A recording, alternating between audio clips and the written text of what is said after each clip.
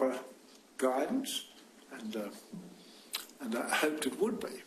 Well, at the time, if one of your priests had stolen property from the church, would you have seen that as just a moral failure?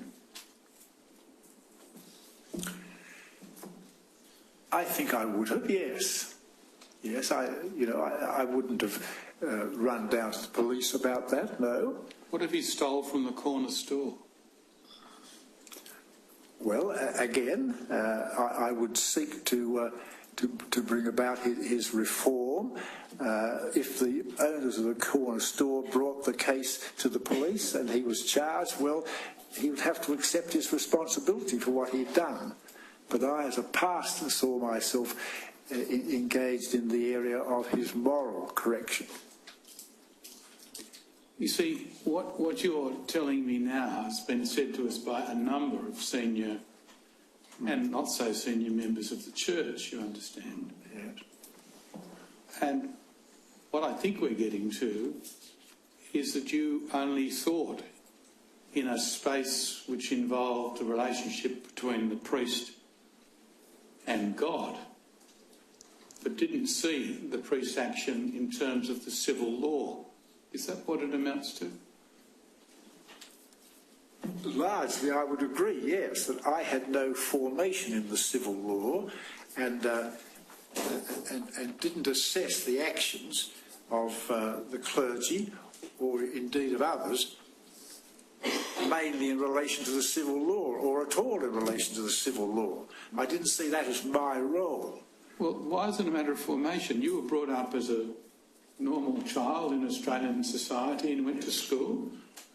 These sorts of things, at least in my generation, were known long before I left school as things that the civil law said shouldn't happen. Yes, well, I think you were fortunate, Your Honour, to have a formation of that sort. I didn't have such a clear perception of where the civil law and moral responsibility intersected. You'll forgive me for saying, Bishop, that what that means is you, in your intellectual framework, left out an understanding of civil society. Do you understand? I understand what you're saying, yes, and... How did the church end up in a space where it could only see these matters in moral terms and not understand the responsibility of adults in civil society? Yes, it's a good question, and I think someone may be more competent to answer that than I am. The whole development of moral theology in the history of the church and the type of moral theology that we studied in our preparation for the priesthood. I remember very little reference at all to civil law in the course of those studies. What age were you when you first started your studies in the seminary? I went to the junior seminary when I was 13 years of age. So, should we understand that from then on, your intellectual framework was confined by the teachings of the church? Yes, and my studies in moral theology, as in other areas of theology, was through manuals of Catholic theologians, yes. And you didn't develop then an understanding of civil society as you matured as a teenager and into adulthood?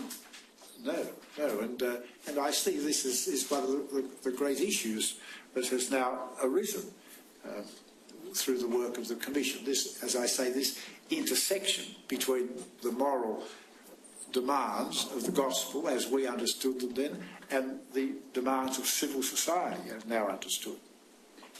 Well, you do understand that for Australian society, the church having played and continuing to play such a large role in the moral and ethical understanding of many people, that the failure for the teachings of the church to bring to you as leaders of the church an understanding of civil society is a very serious issue. Yes, I do, yes.